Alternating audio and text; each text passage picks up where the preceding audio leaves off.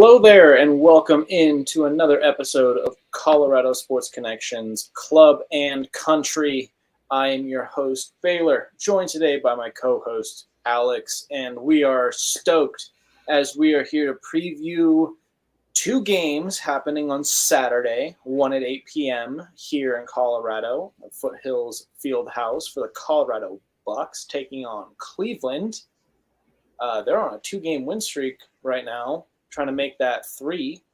And then we also have an 8:30 MLS season kickoff for the Rapids in Portland against the Timbers. So we're going to talk a little bit about that towards the end of the show.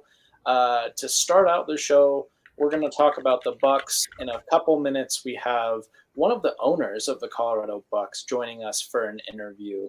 So super excited to have her on. And Alex, how are we doing today?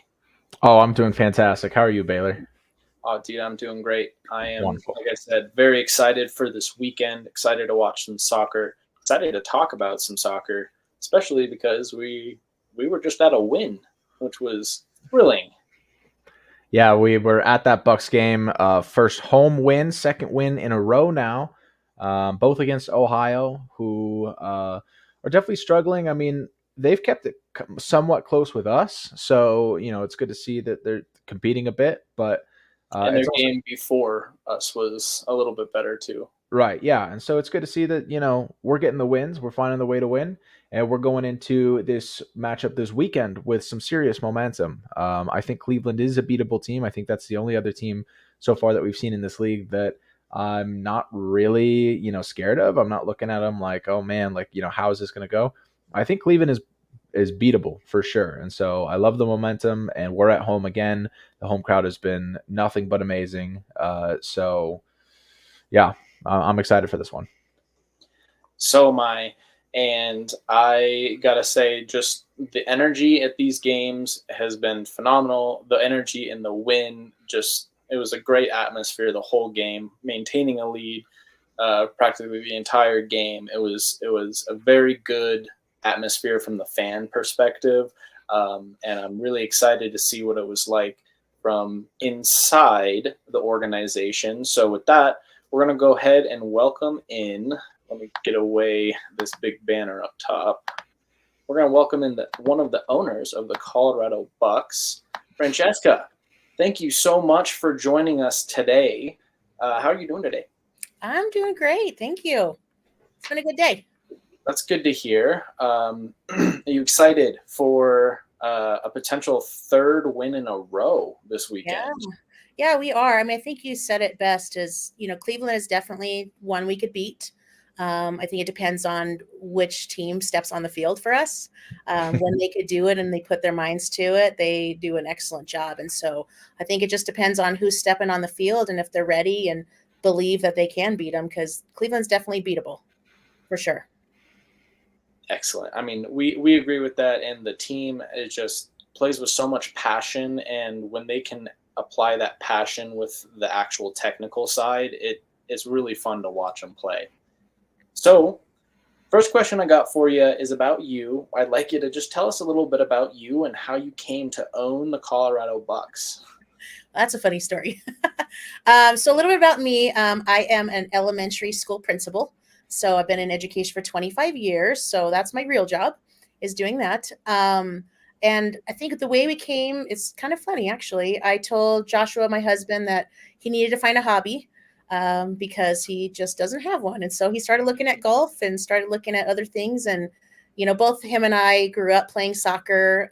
He's been in the soccer world forever. And so we know that's our true love. And so he just one day decided to apply to the MLIS. And we were looking at actually starting a team, more of the amateur semi-pro. And then the commissioner called and said, hey, you guys want to think about starting a team in Colorado since, the Inferno shut down. And so they said, what about this? And I told my husband, to be totally honest, I told my husband in the beginning, I want nothing to do with it. I have too much on my plate. Like it was way too much even thinking about it. I thought he was a little crazy.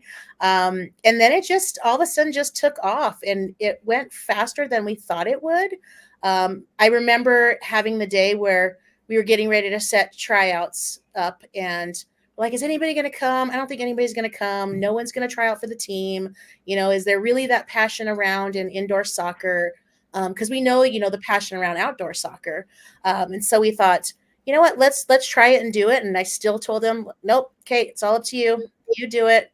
I'll sit on the sideline, not worry about it. And now it's the total opposite, to where we're both really involved, and we feel like it's been an excellent decision for our family. It's brought our family together in a different way, that we are able to be with the guys and their families, and it brings the love of soccer back into our community. And so it was a kind of an easy decision to make, but yet a hard decision, just because it is a huge commitment as a family to take it on. But we've been so happy with the decision that we made. We gotta keep going. We want it to be around for years to come.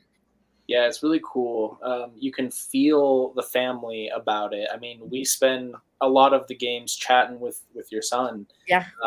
Out there taking pictures, getting great shots, trying to get inside scoops where we can, because of course we're following the team, and that's what we try to do.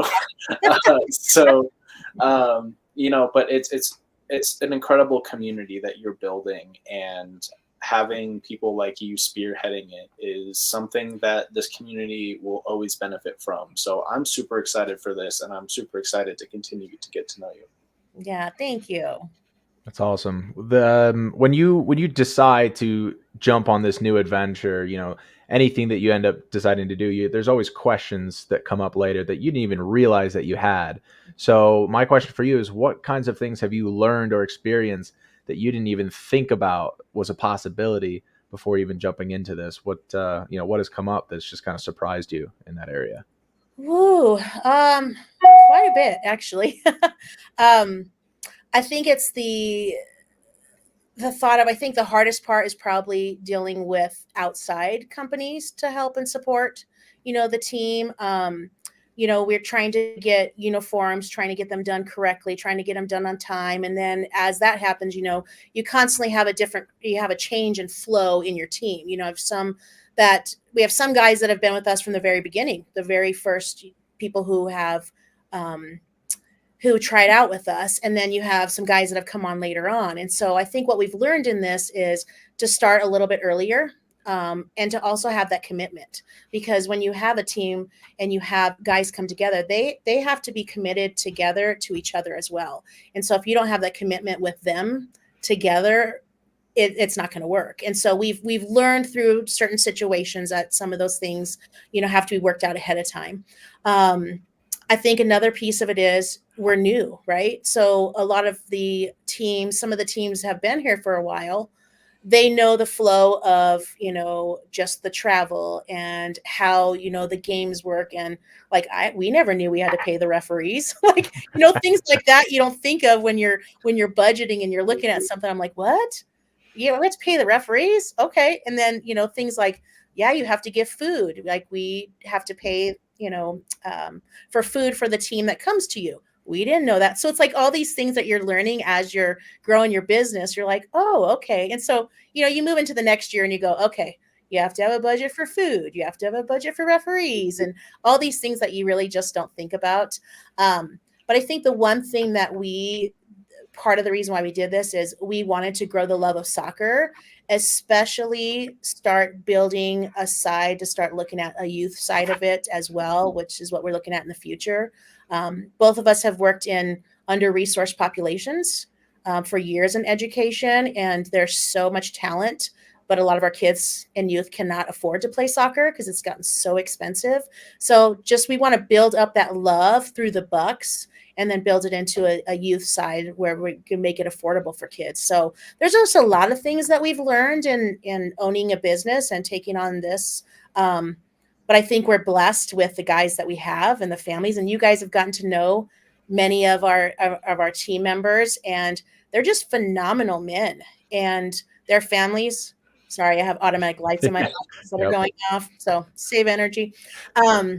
But yeah, they're just a phenomenal group of guys and their families. And so, the feedback that we get from them is we have been on other teams, we've been on other professional teams, and this truly is a family.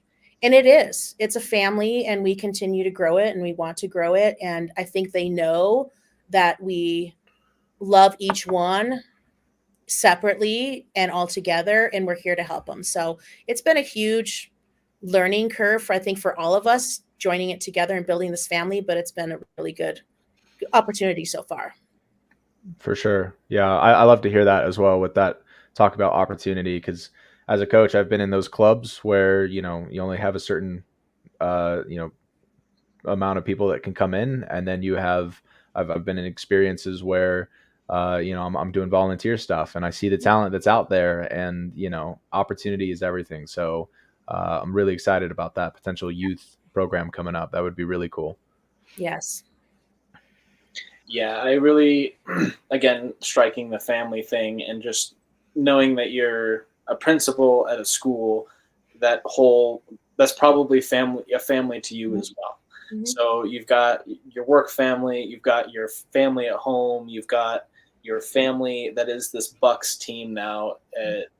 You understand what it means, you know, to be a family and how to lead a family. You're leading the family at work, you're leading your family at home and at the Bucks, and having a solid leader that understands the concept of family and can drive that. You need that in sports, because there's really high highs and there's really low lows, and you can't have people turning or losing faith. And when they feel like they're part of something more than just the game, it keeps them around. And it's really incredible to hear that. Yeah. So we were talking a little bit with Joshua at the game, asking him about playoff formatting. And we heard there was possibly an owners meeting that happened about the playoffs. Is there any sort of update you can give us on what potential playoff format looks like towards the end of the year? Well, that would be great if I had all those details. I know we're what we want to do is to be able to do it to where it's going to be all 6 teams in a playoff.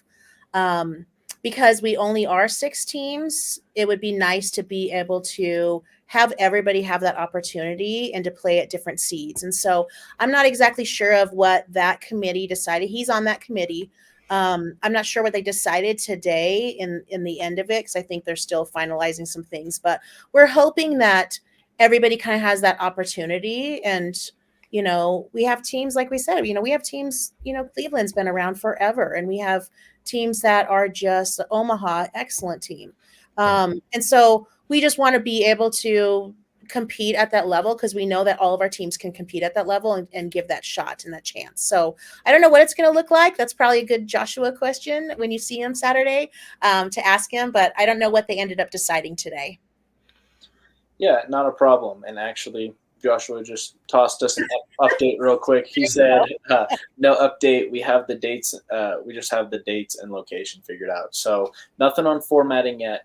But, you know, we did have a small offshoot conversation about it at the game, about kind of the give and take. And, you know, like you were saying, the bright side of having such a small league is, you know, you can have all 6 teams in and give like the top 2 teams a bye, so that the regular season matters and seeding matters as far as home game goes. Like, all of that makes sense. And, you know, give everyone a shot. More games, more practice for not practice, but, you know, just figuring things out, more product to show.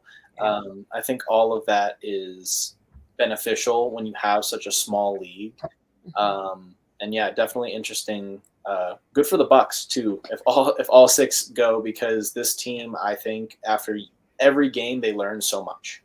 Yes. Every game they learn so much. And honestly, for all we know, like, if it's only a top 4 league, they could their first 3 games of the season that they ever played in this league could come back to bite them, when they're a way better team even now than they were in week 1. How are they going to be come playoffs? It'll be fun to hopefully be able to see everybody after another season of experience. Yeah, I agree. And I think what really helped maybe turn the team around is, you know, just they all haven't played together, right? And so you have some of these teams that have played together for years and years, and you have our team that, you know, some of them came from the Inferno, and so they played together, but the majority of our team did not play together. And so they had to learn how to mesh together, how to read each other and where they're going. And I think another big thing that Joshua and I decided to commit to is we changed where we practice at. And so we learned from being in other stadiums or other arenas was our team was not used to playing and practicing in the arena that we play games in. Right. And you guys know with indoor soccer, the walls and how that bounces off where the ball goes and how they use their walls. And it's just very different. And so once we changed over and started going to foothills on 1 day a week, it was a huge difference. And I think that helped the guys to say, okay, now we know how to use this arena better when we're in game time. So I think that made a huge difference. That was a big shift for us as owners. Real home field advantage, knowing your building. That's huge. Absolutely. True. Yeah. Alex. So, I guess a bit of a side note here. So you say that you're a principal at an elementary school, right? Yes. So, halftime rolls around on Saturday, and this big scuffle breaks out in the corner. How would you compare that to some of the stuff you've seen in the elementary school halls? Well, elementary, not so much. When I taught high school, absolutely. It probably was just like a high school fight. We don't have it as elementary as much, but it was definitely interesting for sure. What were some of the reactions? I mean, we saw Joshua go out there and start, kind of getting those Ohio players out of here, and he seemed pretty upset. I mean, what was his initial reaction to that? What was going on with you guys? Yeah, I think, we didn't see everything that had happened, but we do know when it comes to, one of our players, what we understand with is one of our players was hit pretty good and was very, very intentional in it. And so another player stood up for him. And so then it just became back and forth between them. And Joshua's goal was just to get everybody into the locker room. And so telling Ohio, like, hey, let's go get you guys into the locker room. So then we can move our guys into the locker room, really to separate them, because you could see the frustration was very high. And you can see that, it wasn't a very good situation. So we had to kind of get everybody out. So we tried to just Joshua tried to get the guys, from Ohio to move into their locker room. And then so we can get our guys to go in the locker room so everybody can just break it up and we could talk to the refs and see what would happen, what the decision is going to be made with the refs on who's going to get cards and, what the penalties are going to look like. So yeah, it all happened so fast for sure. Yeah. So just trying to get them all out of the field so that we can break up what was going on. There is one thing I always say when you see a fight or something like that break out, because you never root for that, you never like to see it, but there is one good thing that only the only reason a fight happens is because people are invested, they care, and they have their emotions in the game. And that is a good sign that both sides, both of these new teams, new to the league, cared very much about that game. They cared very much about defending their integrity and their honor. And, Absolutely. That's the type of passion that keeps teams and leagues together. So that's the one silver lining I have to the little scuffle there at the end. I agree. Well, that is all we have for you. Thank you so much for joining us, and thank you so much for welcoming us into your family and sharing your family with the community. We can't wait to watch it grow and be a part of it as we go along. Yes, us too. We appreciate you guys coming and supporting every game. And my son always talks about how much he loves hanging out with you guys and learning things about his camera and everything. So you guys have made an impression on him as well. So we just appreciate you being part of our family too. Good. Thank you. All right. We'll see you guys Saturday. Yeah. Have a good one. Go Thanks. Bucks. Thank you. All right. All right. Bye-bye. Excellent. Wow. Love to see it. Gotta love information straight from the river, right? Yep. Can't get it better than that. Yeah, no, definitely. Good stuff there. Good stuff. I'm excited to get that updated on the playoffs. Just so that anybody watching knows, if it doesn't go to that 6-player or 6-team format, it will be probably Joshua was saying that it would be 4 teams and 2 would be just out. So 4-team playoff, 2 teams out if it's not the 6-player format. So yeah, we will see, and we'll definitely update on that as soon as we have that information, because everything for the season rides on that decision. We've got to know what that is and how seriously important every single one of these games is truly going to be. Well, absolutely. And I think I don't want to say, it's almost not a bad thing that there isn't necessarily a decision, because when there isn't a decision, you have to prepare for the worst case scenario. Right. So until we do know the scenario, it's got to be, every game matters.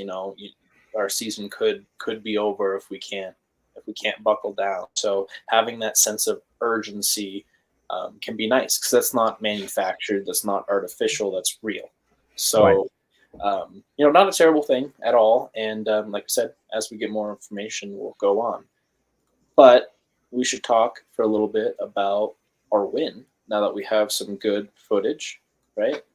Indeed. We've got some great stuff. I will pull up my window so that we can take a look at the old film. We've got pretty good footage, and not gonna lie, I think that the production value is getting better week by week. I know we've had this. Bug is good. Yeah, I think we've had this, but maybe I feel like maybe this the quarter 3 that wasn't there before.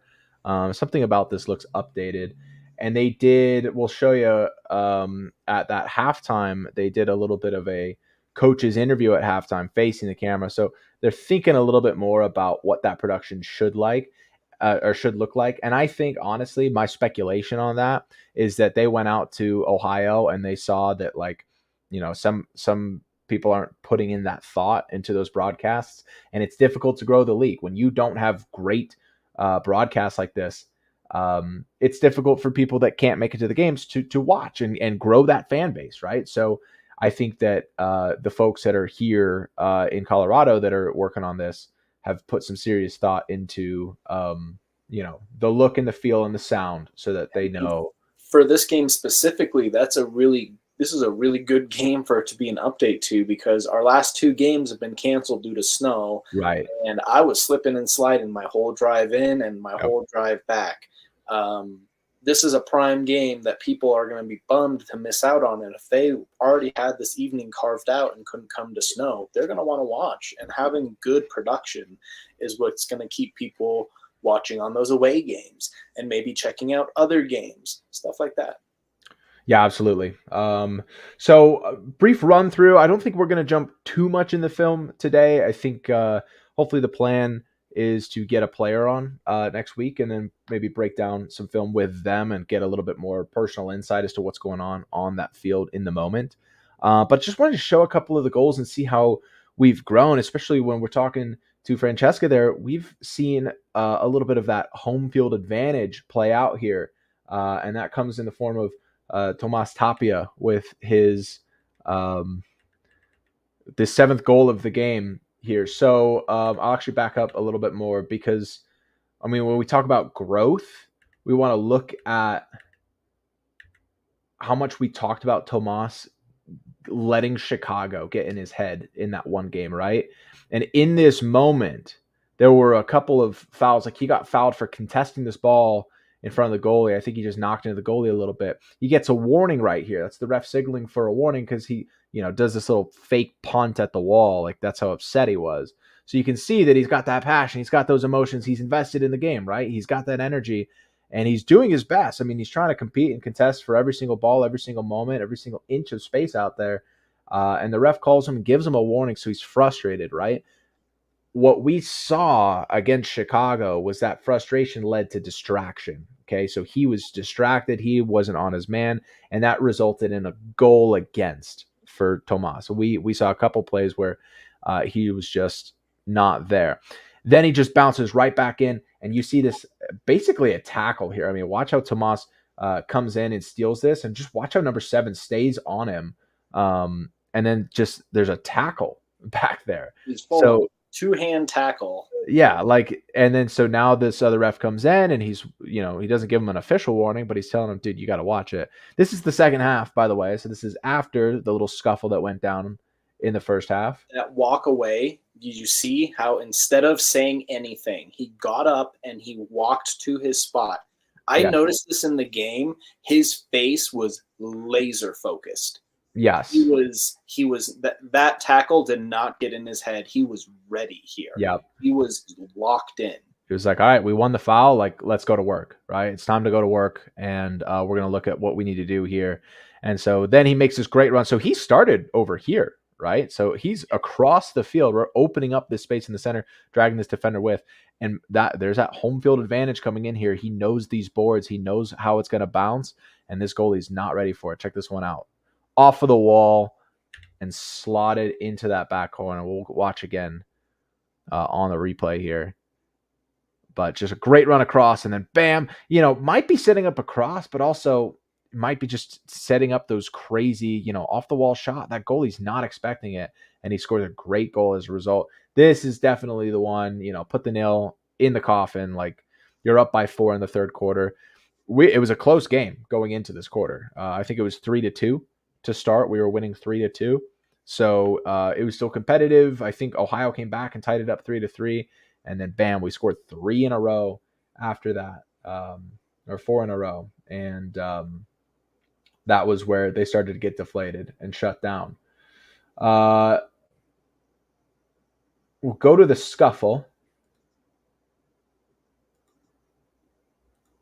And we'll show the first half goal as well, the first goal of the game, because both of us were not there for it. It's funny how bad these streams mess with my camera as I'm talking. So end of the first half coming up here. They get into the corner, which is already a spot you don't really want to be in. Okay, so goalie's contesting, and now people are shoving them, and then halftime goes. All right, so I'll break it down a couple seconds at a time. We have that player that's buried here now, who was in the middle of all of that, not number 6 here, but behind him. Goalie here, this guy here. This is where it all starts. This guy kicks it off. Goalie instigates to a level that he should not really be instigating. Ref comes in, does a great job of being there. This guy got here crazy quick. I mean, if I'm going to give any respect to this ref, he got there quick, and he's doing his job of keeping the players safe, making sure that it doesn't turn into a boxing match. This is soccer. We're trying to play soccer. Relax. Keep an eye on number 6 here. He just came off the bench. Okay. He sees this going down. Everybody, they're coming off the bench, but they're kind of jogging. They're walking a little bit. Watch number 6 here. He leaps off of that bench and comes in. Hot. Boom. Oh, boom. That's what I saw. I kind of saw a bit of a scuffle, and then I was like, hey man, what's going on over there? And then I saw that hit, and I was like, yo. So number 6 here getting decked. Our 6 versus 6, is that how that went down? Yeah, that is 6 versus 6. Yeah, he comes in like crazy. And you can see ref here reaching for the back pocket, and he can't even get there because, now it's really on.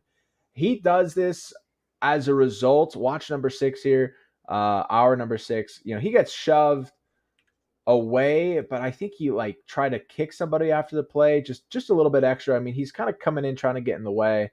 I think he's realizing that there's a bit of a height difference here, and he's not going to be able to really square up too much. But then he starts getting into the face of the goalie. I went back too far, but we'll catch back up. It's 2-hand shove into the goalie's face, which, the goalie's doing the same thing here. So this is where number 6 catches onto this. Goalie's head goes back, and number 6 goes, So he slams into him. I think the goalie flops down on the ground as a result. And that's when number 6 comes in and just absolutely decks him. So that is where it really went down. Good job breaking it up from there. And it ended up being a red card for number 6 on their team. Number 6 that charged in there gets a red card for that hit. Then we had one blue card. There's owner Joshua coming in, breaking everything up, and he's, getting everybody out of here. Head to the bench. He comes over here. You see him just escorting him along, and he's pointing. That's number 6 right there. He's pointing at him like, you get your butt in that locker room right now. I don't want to hear it. Cole saw the whole thing. I think Cole had him picked out from the get-go. He saw that number 6 charged in there like that. Now, it's my understanding that Cole got a warning. He did. Because right here, he walked over to the refs instead of staying on his side with his players while the refs discuss what to do. Right. So ref here, this is the sideline ref, by the way. He's not involved in the discussion process right now. Other sideline ref is down in here. Cole's walking over there, hand in pocket. It's not really clear as far as what we see on camera here. It's not clear at all that the refs are indicating. I mean, obviously, we're panning over here. The refs might be indicating to Cole that he needs to stay on his side, and Cole's, pushing the ticket a little bit, trying to get some answers. Here comes Joshua coming on back. And this is where Cole's already been warned here. Cole has already been warned, and, cards going back in the pocket. He's walking away, hands in pockets, and he's upset. He's like, goodbye. So this is where they're trying to discuss, and he's, I think he just tried to come over a little bit too early, and it's like, hey, there was a lot that went on just now, so the refs need to take some time to figure it out. You just got to relax, and he is upset about that. But you know what? He's sticking up for his players. I mean, I don't have an issue with that. Yeah, he cares, and that was a very serious incident, and he wanted some answers, rightfully so. Just not the time. Got to give it a second. Yeah, and I mean, he didn't even do it in an unprofessional way. Absolutely simply not. Because it was just not the time. And again, he wasn't thrown from the game or anything. He was just given a warning. He was back on the bench for the second half, no problem. Just, kind of explaining all of the calls because they announced everything afterwards, and it was a whole laundry list of stuff going on. So just trying to clarify everything that happened with the scuffle there. Yeah. The loading is crazy. So this is where red card goes to number 6 here at the get-go. He's calling these guys over. He gave I think blue card to 23, 2-minute blue card. This was one of the guys that was in there just trying to break everything up. So I don't even know how he ends up getting the blue card out of this. He was definitely trying to get everybody set. And I think number 12 got the 5-minute penalty. So we had a 2-minute, a 5-minute, I'm pretty sure, and then the red card for Ohio. And that was the gist of it. That was it. And I mean, we bounced back decently. He pulled. Wasn't it like a 2 or 3 minute? It was like a weird. It wasn't 5. It was weird on the scoreboard. And I, as far as what I've seen in the rules, it should be 2 or 5 or a red card, and that's not what it reflected on the scoreboard. But I think because they were kind of stacking, it was just a little bit weird as how it was displayed. But I'm pretty sure it was a 2-minute, a 5-minute. So I like this actually. It's a little halftime interview. We see this a lot in professional sports, professional productions, where they're talking to the coach, hey, what are you going to do here in the second half? Quick little, what's the plan? He explained a little bit about what the calls were, and then he talked about, the locker room and, hey, we're just going to come out, we're going to do our job, yada, yada, yada. And, they were right back to business. And like I said, Ohio comes back and scores right off the bat. This was the first time that we saw our backup keeper. I mean, we have Brando Bustos locking it down for us in net all season long. And then I don't have his name yet, but our backup keeper is in. I'll work on that. And this is where, I mean, you can see the board here. So guess maybe somebody was serving 3 minutes on their side, but here's the 2 minutes for each of our guys, 23, and I thought it was 12 to 2 minutes. So somebody's serving a 3-minute. I don't know how that one works. Unless that's got to be a result of the 5. I don't know. But it ended up being a 4v3. We've got 3. They've got 4 to kick this one off. I'm pretty sure. It's our keeper. Isaiah Espinoza. Is that good? Is it a 3v3 or a 3v4? Interesting time. Yeah, 4v3. They've got 4. We've got 3. Interesting time to, bust out the new keeper, especially when we're only up by a goal. After that emotional exchange at the end in a 1-goal game, it was I was interested by the decision. It worked out, no problem. He let up what, 1 goal, 2 goals? Yeah, 2 goals. We're down by 2. Maybe just no, it's definitely more than 1. So he lets up that one really quick. I mean, right off the rip, you're 20 seconds into your playing career for the Bucks. Also, we're man down in this situation. So right, 4v3. Yeah. Yeah, 4v3 again. So they score, and then we get to go back up to a 4v4, which we handled much better. And from there on out, Isaiah had a great game. I think that was definitely some nerves being shaken off there. But yeah, we go 3-3, and it's 3 all the way through. I mean, we go 9-3 by the end of the game. 10-3. I think this is the. We'll touch on this goal real quick before I scroll too far from it. I do not know the story, and this is why I want to kind of break down a little bit more with a player so that we get a little bit more information. I do not know the story behind number 3, but we don't see him play a lot. I'm pretty sure we rarely see him play, but we're up 9-3.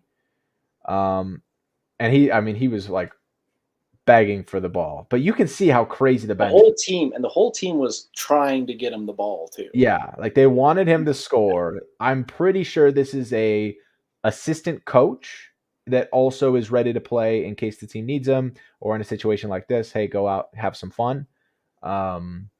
Pretty sure that's the case, and they got him a goal, so he's stoked about it. I would love to hear more about that from the players when we get them on next week. But that was a good moment to see. You could see how excited everybody was for him. You could see how excited he was. So really, really awesome moment to experience there. So yeah, he only let in the 1 goal. How about that? Brando lets in 2 in the first half, and Isaiah comes in and he lets up 1 goal right off the rip and then shakes it right off and doesn't allow. He said, "Never again. I'm not making another mistake." And he locked him out. So really solid game, 10-3 final score. And like I said, we will definitely get a little bit more in depth on that next week with whatever players we get on. What do you think? Any moments that you want me to go to that you remember? Nothing off the top of my head. A lot of the big moments, like Tomas's goal. I just really love how in that goal that we watched for Tomas, it was an excellent representation of his game. Yeah. Him showing his emotion on his sleeve, him winning a contested ball by playing hard, him making a high skill play off the wall to score. I mean, he's the complete package. And watching him learn the indoor game, as he said, he never played the indoor game before. Right. He is just so talented. I cannot wait to watch him continue to grow and learn this game because, man, I can't take my eyes off of him when he's on the field. Yeah, it was a good one for sure. So this is the replay. Here, we'll do it one more time off the wall there. Okay. Really solid play. So that is it. I think for the Bucks, I mean, a brief preview. We talked about Cleveland already, but that is what's coming up this week. Is Cleveland is coming in to town to play us. That will be at 8:00 p.m. At the Foothills Fieldhouse. So I'll see people there. Baylor won't. Baylor's got this thing called work. I don't know what that is. I don't work, but Baylor does. And sometimes, you know what? You got to make sacrifices. 2 days a month. I got to work 2 days a month. Yeah. So that is the next game. I think we go on the road after that. Let me jump in on that one real quick. Yeah, that's when we go for our doubleheader in Chicago the weekend after. So that'll be that. Cool. Anything else about the Bucks before we do a nice little smooth segue? I don't think it gets smoother than that. It doesn't get smoother than that. We're straight into the Colorado Rapids. We have our opening game. So MLS is going to kick off next Wednesday. It is currently Thursday. So in less than a week, the MLS is back, and we are absolutely stoked for it. It's going to kick off with Miami versus Salt Lake, which is massive because we love to see Messi play. We want to see how they open up with Suarez and Jordi Alba and Busquets coming in. Ready to see them, continue to cook. Hopefully they'll actually play. Which day is that again? Say again? What day is that? That's going to be Wednesday, February 21st. Next Wednesday, 6 days away, 6 p.m. We are both season ticket members, so we were able to redeem our MLS subscription, MLS season pass on Apple TV, which is nothing short of amazing. That is an awesome. I'm so happy with it. The local broadcast for the MLS just didn't work for soccer fans. Apple TV taking over and just had an incredible first year. I'm excited to see what they've got coming into their second year under the deal. So Miami versus Salt Lake, that's massive for us as Rapids fans because we don't like Salt Lake and we want to see them crash and burn. We want to see our Western Division rivals lose some games. So we are going to be cheering for Miami all the way in that one. And then it truly kicks off on next Saturday, February 24th. The noon primetime game is going to be Columbus, the defending champions, versus Atlanta United. That's at noon. I don't know what channel that's on. And then right after that at 2:30, we're going to see LAFC versus Seattle Sounders. That should be an awesome one as well. And then it jumps into the full normal schedule of 5:30 games our time, a couple of 6:30s. Oh, dang. Real Salt Lake's going to have and Miami as well. They play on Wednesday and then they play on Saturday. That's a crazy start to the season. I know they do that later, but that's a big jump. And then Portland will be playing Colorado in Portland. So we start the season away Saturday, February 24th at 8:30 p.m. So make sure that you have that Apple TV subscription ready to go and be ready to watch. Locked and loaded. Should be an kind of a side note. MLS kind of just the whole catastrophe with baseball not being able to. Like the Rockies don't have a TV platform to be watched on right now. No, I did not know that. Yep, the only way you can watch the Rockies is you can pay it's like $75 or $100 flat rate the whole month, the whole season from MLB TV. It's the only way you can watch the Rockies. And it doesn't have a blackout issue because they don't have conflicting contracts? There's zero contract in Colorado to show the Rockies on TV. So therefore it's MLB. And they are MLB TV, and it's like $75 to $100 every Rockies game. Same thing here. I mean, these sports that have more than 17 games a year, regular television is not liking it. It's all moving to these streaming services, and MLS is showing that if you put the money into it and create a high value production with quality commentators that people will get to know. Similarly to the NFL, it's the same announcers on rotation. You get the same ones. You recognize the voices.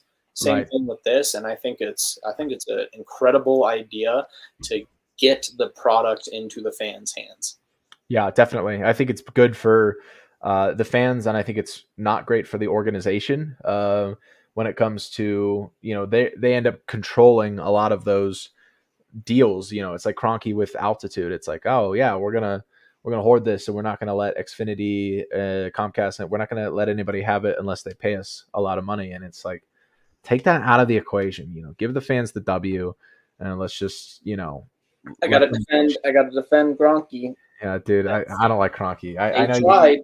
They tried renewing the exact same deal they had before. Yeah. They were turned down. They tried doing it for less money. They were turned down. They offered it for free after a year or two of it going on. They offered it to Xfinity for free. And Comcast said, get stuffed. Yeah. Wow. They offered the service. They literally just said, just put it on TV. We got 2 teams in championship windows. Just put it on TV. And they wouldn't. Yeah. I don't know. It's all going streaming now. And that's the big reason why all of these leagues haven't done that, is because it's not quite financially sustainable. that's where the money comes from, these big sports revenues, from these big sports leagues. The money comes from TV deals. Right. That's the money. That's the cash cow. That's what keeps leagues alive. Yeah, I just think I think he it was like it was a game of chicken basically, and I think really that big TV decided that you're not winning this battle with us. I think And that that's a fair take to have at the start of the scenario, but we've seen this exact same situation play out all along the East Coast, starting in New York. yeah, That happened there. It happened all across the MLB in sporadic cities, including with the Rockies, who are not owned by Kroenke. Exactly the same thing happened. It was like a guinea pig situation. yeah, And that's why, like, even when offered it for free, they turned it down. right. And I don't think at this point, knowing what we know, it's not on. There's nothing Altitude, Kroenke, anybody in that ownership group could have done. Right. Right. And I just, but that's where it, becomes a W for the fans, is because Yes. it is more accessible and it's not something that they've got control over. They don't get to hold it and say, oh, here's how we've always done it. And only, people that have this subscription based thing can have it.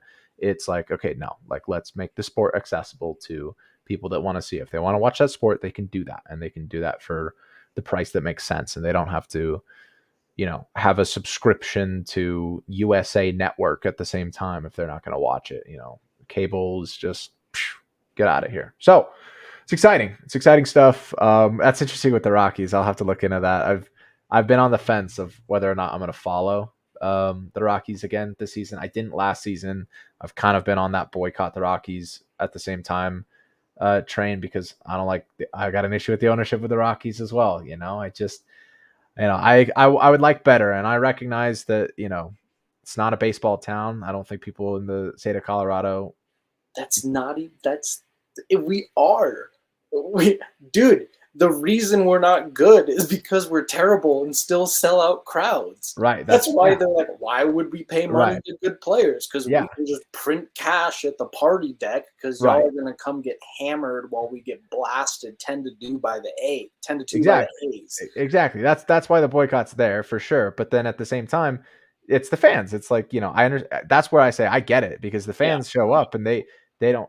When I say exactly, it's a hangout. When I say it's not a baseball town, they're not showing up. They're not a sports town. We are a sports town. We do like the experience. We have so many good teams and relevant teams. Right. If you ain't good, you're on the curb. We didn't think it was possible, man, but the Broncos are on the curb right now. People are out and about on their Sundays enjoying their afternoons, and people are sitting down to watch Avalanche and Nuggets games. It's completely flipped. And the same thing happens. You give us a good team, and we will come out in swaths to support you. But we also have a lot of other good teams, and if you ain't cutting it, we ain't gonna watch you. And that's where I was at with the Rapids last year. I was just like, dude, I got better things to do on my Saturday nights than to come all the way out to windy Commerce City to watch the Rapids not score a goal for 8 consecutive games. Like that's not hyperbole. I'm pretty sure there was a stretch where we did not score in like 8 consecutive home games or something stupid. It's like, what are we doing? Yeah, no, I think the biggest focus, despite all of the changes with the Rapids this season, is going to be, new coach, a lot of new talent, new. Yeah, that's it. Different. And last year. The only way that you can start to make an impact is just figure out how to make the home games entertaining. Get the crowd back into it. Yeah. And like you said, we'll show up. We'll show up and support you. So yeah, but that's Portland away, and then the test will really come when they come back to town on March 2nd against Nashville, which will be a really interesting weekend because youth soccer, the Colorado Rapids youth soccer program, will be running a tournament. There's a massive tournament, and when the Rapids youth does tournaments, the players show up to the games because they do discounts for the games.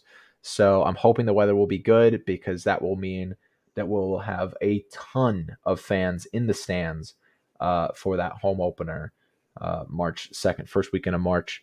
the icebreaker tournament weekend. It's going to be a lot of fun. I'm stoked for it. So that's mostly MLS. I pulled up the news here. I know Jonathan Lewis has actually been having a great preseason, so I'm excited to see more from him. We've always loved him. We love his speed, and we didn't see a lot of him towards the end of last season, so a little bit more Jonathan Lewis in the bingo card for 2024 would be sick. But I mean, yeah, maintain momentum. We played Montreal. We won 6-2. We had a 5-1 victory against somebody else in preseason. We're doing really well. Preseason in a lot of sports is pretty lame, and it's really a time for teams to test their depth players. Right. But when you have as much change as you have, as the Rapids have gone through since they got rid of Frazier, it's very inspiring for both the fans, and it's got to be for the staff and the players to be inspiring to come together and, like, even in preseason, putting together solid performances. Yeah, there's something that is clicking. It is preseason, and even if the other teams aren't playing their top end talent, there's still professional soccer players out there. Right. And to come together, and you know what? If you are a team of starters playing a second team, you should absolutely win 5-2, 4-1. You absolutely should. And seeing that they do that, one thing that you always use as a measuring stick for great teams is winning the games you should win. Right. So that's the first step, because there's a lot of games last year where you got to say, like, come on. Right. This has got to be you got to win this game. You're at home. It's against a terrible team. Like, they played on Wednesday. You've had 2 weeks off, and then they still come out, score nothing, and get 2 hung on them. And it's like, there's just something dysfunctional there. So being able to come out and beat those teams that you should beat, and getting all of that positive energy going into the season with all of these new faces, it's getting me excited. I'm hoping it's getting the players excited. For sure. And it's got to feel good for the front office who made all of these moves. Yeah, absolutely. Again, just going into it with a lot of optimism, a lot of hope for, what do we got? What are we going to be able to show up with? And let's bring it to them. So really exciting stuff. I mean, we'll kind of get a slow introduction to the Rapids this season, as March 2nd is our first home game. And then we wait, 3 weeks? 3 weeks until we're back at home against Houston. So quite a few away games to kick it off, but then back to back, go on the road against Miami early. So a lot of work to do early for sure. But it's going to be a fun one, and it's going to be a great summer for soccer, because come June we've got the Euro 2024, which is just, I'm starting to look into it. We're not going to talk about it yet. But that's a fun tournament. There will be times coming up very soon that we really dive into it. So, shall we jump into some CONCACAF? That's on you, sir. We don't have much as an update. Really interesting games coming in last night.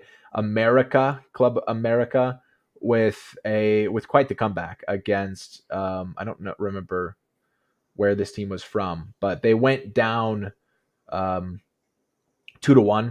away in their first game, and then last night they had a really interesting game, came back 2-0, and they advanced to play Guadalajara in the round of 16. That's probably the biggest matchup update. Vancouver is out. It was a solid 1-1 draw at home, but then they travel down to Mexico. They lose 3-0 to Tigres, who are a phenomenal team. They always do well in these tournaments. So first MLS team eliminated. Tough early draw. Right. All of these teams in here as an MLS team to just be like, okay, you get this team from this tiny little city down here that you've never heard of in America, and you get the Tigres. Oh. Yeah, I think Philadelphia is actually a good example of that. This is going to be an interesting one. You know what's disappointing about this tournament is that it's all on FS2. So when you talk about cable and all those channels that you have to get in packages. Like, I cannot. Sports package. Yeah, like, dude, leave me alone. Let me just buy a Champions Cup subscription and just be able to watch every game, and you'll make more money off of that than you will with the share you get from DirecTV. Well, honestly, what if they just put on like a $35 add-on to the MLS thing and be like, get all cup games for all MLS teams? Yeah. You might not get to watch non-MLS games, but as long as there's an MLS team involved, it's watchable. Yeah, I would love that. That way, if your team, because if the Rapids like end up playing in a semifinal down the road in one of these things, I'm not going to want to have to buy FS2 in a package to watch it. And I mean, that's where I think as we get down to the semifinals, it'll be actually televised on like FS1 or, maybe probably not Fox, but it'll be up there on some, more accessible channels, which will be nice. But yeah, I mean, this one, Houston versus St. Louis, is one that I'm bummed to not be able to see in its entirety. And then, they advanced to play Columbus. So that's another thing. It's like, that is such an exciting part of the bracket that I'm just not going to be able to watch. So we'll see how it goes. This, by the way, was the team that beat us. Comunicaciones. Oh, yeah. Who just got smoked by Monterrey. It's a Guatemalan team. Yeah, that's right. Because I remember there was half the stadium was full of just people wearing. Oh yeah, flags. Yeah, I remember it was one of the blue flags. I thought it was Honduras, but it's Guatemala. Yeah, so this is the team that smoked the Rapids, and so far not doing well against Monterrey. So that's where we're at with the Champions Cup. As far as other things that we've talked about on the show, I don't have the bracket for you, but wrapping up the Africa Cup of Nations, Cote d'Ivoire won against Nigeria. They had the home field advantage the entire tournament, and they dominated, and Nigeria did not really show up for that game. It was a 2-0 victory, and Nigeria had maybe 30% possession. Momentum was not with them until maybe the last few minutes when they woke up and said, hey, we're about to lose this thing. So really, really fun tournament, though, this year. I mean, both of those teams had a great run. And that's just kind of setting the stage now for the big events coming up. Like we said, Euro is going to be the big one coming up this summer. So excited to see some of that. And we will definitely jump more into some of these international tournaments as they come up. And the last one that we will not jump into today, but we are following closely, is the UEFA Champions League. Did you watch any games this week? I did not. Yeah. So it's first couple of games of the round of 16. So as the second legs roll around, we'll jump into some of those and really talk about them. Cool. Well, that's going to be a wrap for the show for this week. If you missed any of the show, feel free to check us out on Facebook or on YouTube. Just go ahead and search Colorado Sports Connection. You can watch all of our VODs on demand there. If you missed that interview with Francesca with the Colorado Bucks, phenomenal interview. If you missed any of our interviews with any of the team, feel free to check them out. We will continue to work our way through as much of the team as we can as the season goes along. Reminder, we have a game this weekend on Saturday, 8 p.m., Foothills Fieldhouse, Colorado Bucks versus Cleveland. And we will talk to you one more time, right, before Rapids kickoff, right? Yes, next week. So we got a week from this coming Saturday will be Rapids kickoff Saturday. So we'll remind you then. But until then, stay safe out there. Keep watching soccer, and we'll talk to you on our next episode. Thanks, guys.